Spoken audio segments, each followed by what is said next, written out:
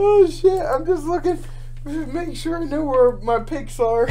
They're all over the floor. So am I. I got shit here. I'm like, I don't know where I'm going to start. I got like a border in between me and Tom. I know. The sad thing is, I'm going to be like, ah! I'm going to be like searching frantically like a fool. Shit. But it's all good.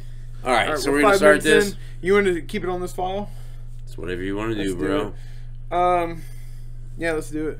We're ready. I'm ready. Let's do it on this file. Let's do it. So you going to kick it off? Fuck. Hey, this is Joe and Tom from Drunkards of the Sun.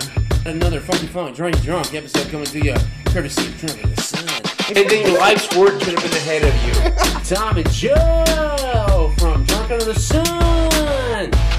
Join us every week on YouTube, Instagram, Facebook, and Spotify. Yeah. Podcast that's about anything and everything under the sun. Check it out. Joe's drunk. Yeah, we both are fucking drunk. Stop it. Hey, welcome back to Drunkards of the Sun with Tom and Joe. Oh! And if you've been watching the shows recently and all the shit we've been putting out, we're celebrating our 100th episode, 2-year anniversary extravaganza. Extravaganza, so that means numerous episodes through the weeks. Oh, yes. Coming at ya! Heck yeah. And this week, or 2 weeks, who knows, we're doing something that we haven't done yet, that we could have done at the very beginning. Ago. Well, maybe we should have done something we actually kind of know about. We're going to go over our top comics that our favorite comics that we own. Exactly.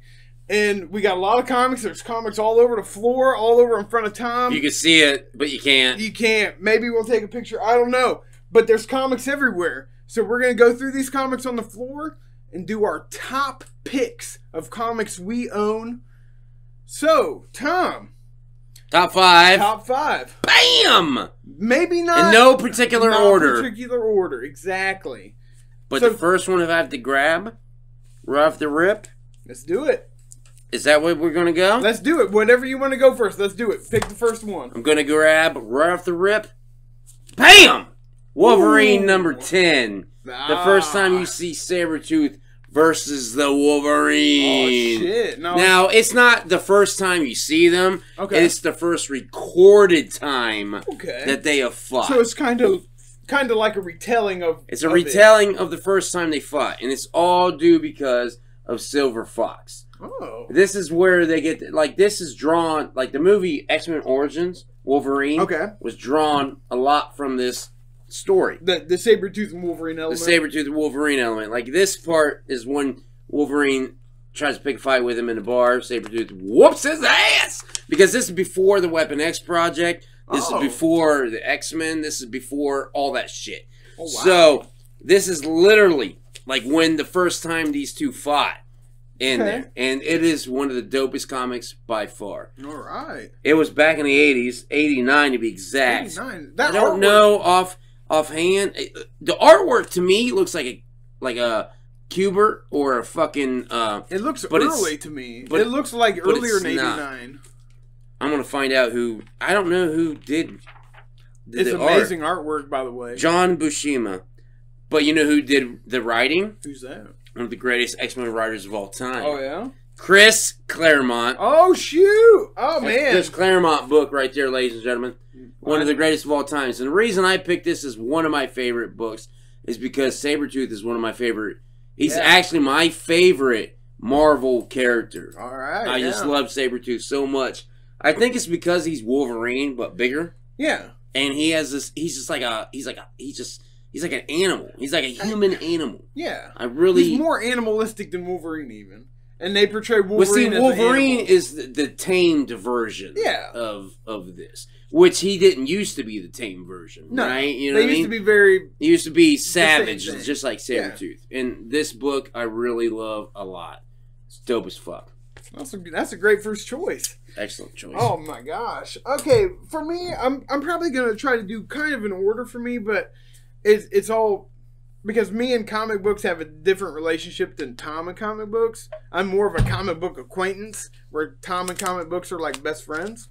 They're dope. So one of my first comics that I owned was this comic right here. Detective Comics Batman, number 664. Ooh, that's during Nightfall. It is during Nightfall. It's number 12. And for the longest time, I thought this comic book was when Batman got his back broken. No, it's after. I confused it with this comic. Yes. Now, at the beginning, if you've looked through this very comic book here, isn't that after? This is after. Is that the one where it starts off with him off the building? Exactly. Oh, shit. The very first scene in this comic book is Bane throwing Batman off a building. Now, granted, this is after Bane has already broken the bat. Exactly. Here it is, right here. First picture, he's holding Batman over his head, about to chuck him off a building.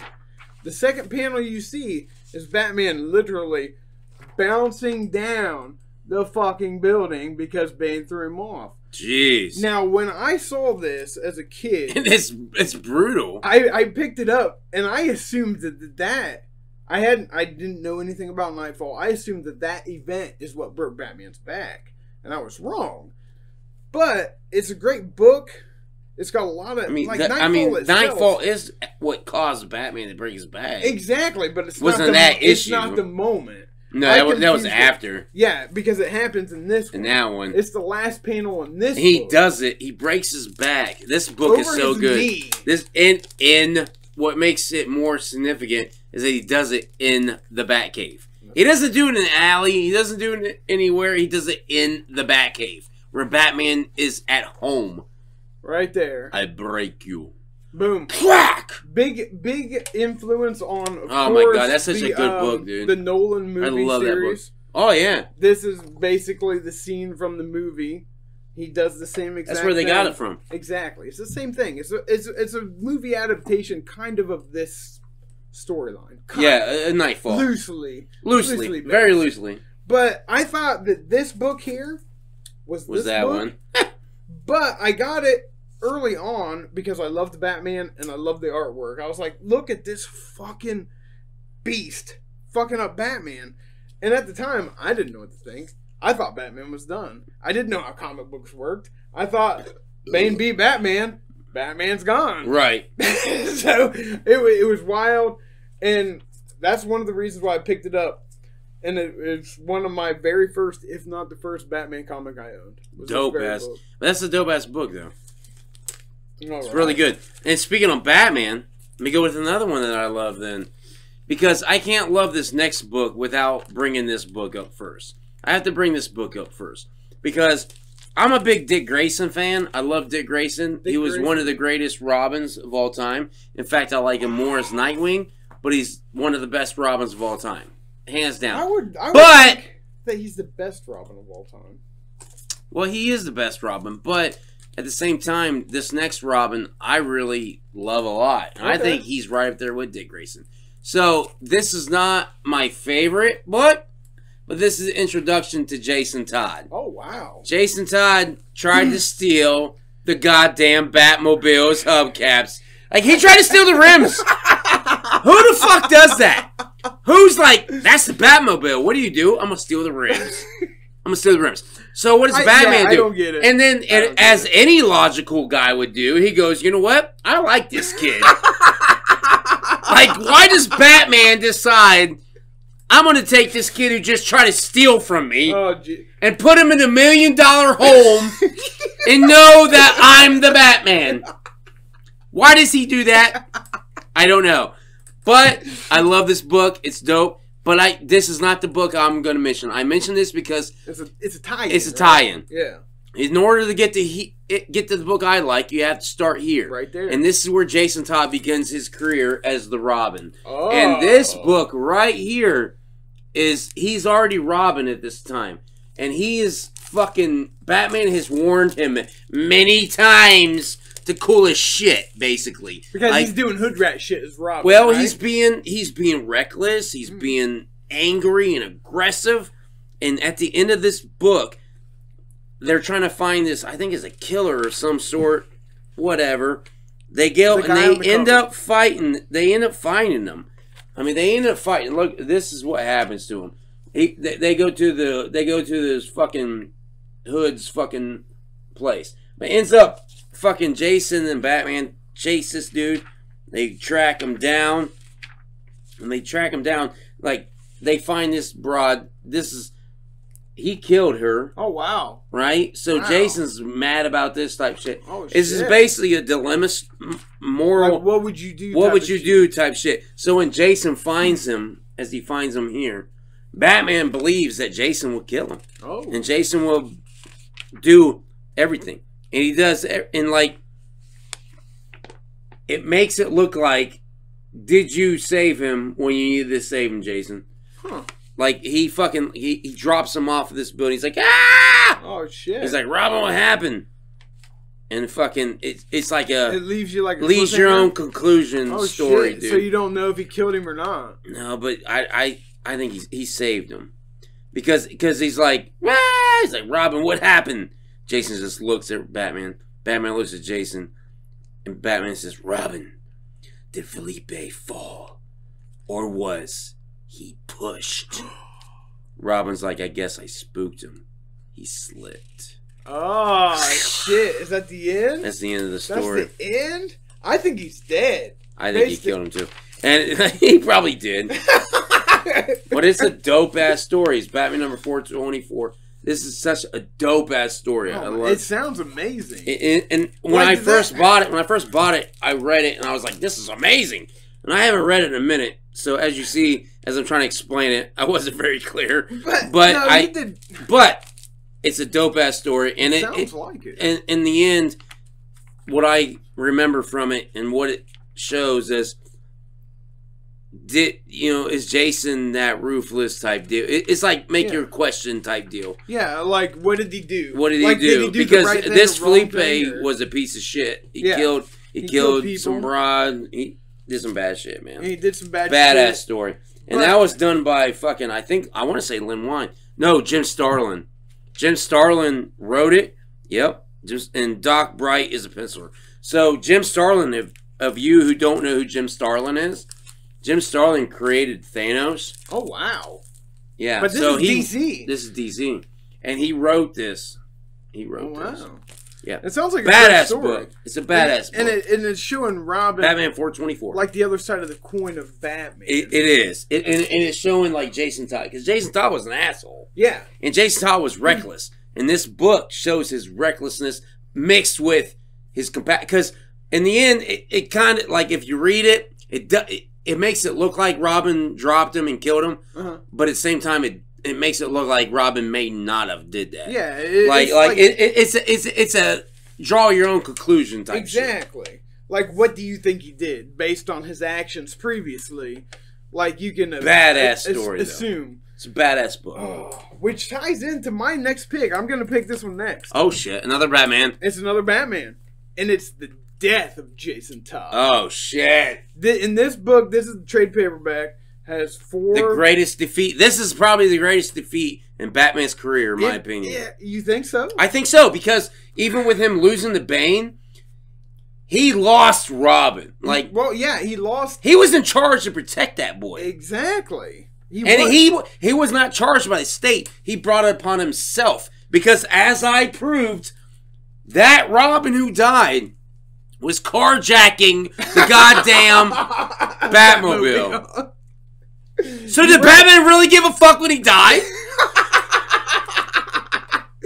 Judging from this artwork, I think so. I believe he did. But if you haven't seen this, it's a different story, but I picked it for that reason. It shows Batman vulnerable. You know, this is one of the first time that I personally saw Batman, like, defeated. You know, defeated in a way.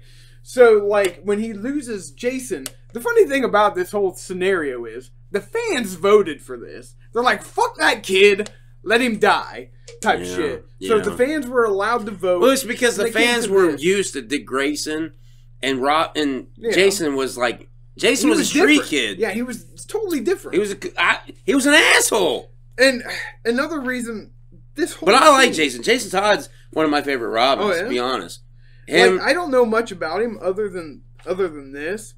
And he becomes the Red Hood later. Just so everybody knows, Joker beats the fuck out of him with a crowbar. That's how he dies, other than getting exploded. Oh, he beats the living fuck out of him. He's like, tink, tink, tink. It's a whole big a whole big scene here. And then he blows up the building that he's in. It is just a wild scenario. Like, you voted for that, America? You voted for Jason Todd to get his ass crowbarred to death by the Joker? Well, you know what I think when they voted on it? I think half of those votes were like, they're never going to really do this. I mean, look and then they did it. He's just like, yes. But then, then he blows the building up. It's brutal, dude. It's brutal, and then, like... But the whole premise, honestly, the whole premise is kind of bullshit. Like, why would the Joker... why would the Joker be... Because this whole story is because Joker's in the Middle East. Yes. And he can't be touched there. And Batman's not allowed to go there and get him. It's kind of tied... It's kind of bullshit, man. It's kind of tied into the Dark Knight Returns, or Dark Knight, in the Nolan thing. Because they go to another country to get that other guy. They go to the other country to get Joker in this. Oh, that's true. So that's true. So, yeah. But anyways, I just liked it because of the fact that Robin dies. Fans voted on him. And it was one of the biggest defeats in Batman's career right here. You see the Bat vulnerable and beat. So he was vulnerable and beat. That's a fact. It's a great story. It's a good story too, other than it's kind of weird because they do go to another country for the Joker. But you'll have that in comic books. They do. Now, for my third favorite that I own, and I'm on a theme here, guys. I didn't think I was, but I got so many books that I want to share, but I can't share them all. He's got way more books than I do. But what I am going to share is I love this book right here. Sabertooth. See? Ooh. And you cannot have this book. Now, this is one of my favorite books I own. Yeah. And what this is Sabertooth escaped from the X-Mansion. You cannot have this book before you have this book. This book is so dope. This is when Sabertooth gets captured basically by the X-Men. So with this book, I love this book too. I remember this book. It takes you through, like, he goes through all these different things. He goes through all these different places and just he's slaughtering people. He takes on a group of ninjas by the hand, right? Oh, he fucking does that. So by the end of this story, he meets Professor X and they take it and they zap him. Maverick gets him and they zap his mind and he's got a fucking, they take him in, they're like, we're going to help you like we help Wolverine. Yeah. Right? So, fast forward, they could not help him like they help Wolverine. This book, I had that one. This book is the book before the one that I showed you at the beginning, which is this book. You cannot have this book without this book. Because this book is when he escapes the X-Mansion. And he fucks up Psylocke. Yeah, he does. He fucks her up. That's why she has that scar and shit. Yeah. So then after that, it's the hunt for Sabertooth. Now this cover is so dope. This is a chrome cover. It's it's so dope. It's a fucking splash page is the entire cover. Oh wow. Like you fucking see him taking on the X-Men. By himself. By himself. That's pretty badass. It's badass. Sabretooth is the shit. So they're all taking on, and this book is so dope because by the end of the story, they ended up taking him out because Jean Grey takes him out with some fucking mind shit, and this is when he goes to X Factor, and he joins X Factor. He joins X Factor. Well, he doesn't join them; they make him join them. You know, that's gonna work out because but it kind of does for a while because it's the government. See, X-Men and X Factor are different because X Factor is government ran, fucking organization. X-Men is a private owned organization by some guy who says he has a school. So, I mean. You know what I mean? But you can't have that book, and this is one of my favorite ones in my collection. I fucking love it because again I love Sabertooth. Yeah. You know, just like this is one of my prized collections. Speaking of Sabertooth, because it didn't make it in my top 5, but I really love it. That's surprising. That's surprising for what that comic book is. This is Sabertooth's first appearance. This is the original print, son. This is good. Love it. But it's not one of my... Because You just like too many comics. I love too many comics, so I wasn't able because I didn't want this to be a Sabertooth dick riding fest. It sounds like it. And it kind of is already. And I'm trying not to be. And even one of mine. And it was Batman. So far, we had Batman and Sabertooth. Yeah. Oh, yeah. But I have other comics that I love a lot. Like this one. This is like one of the first times you see Venom fighting the spider.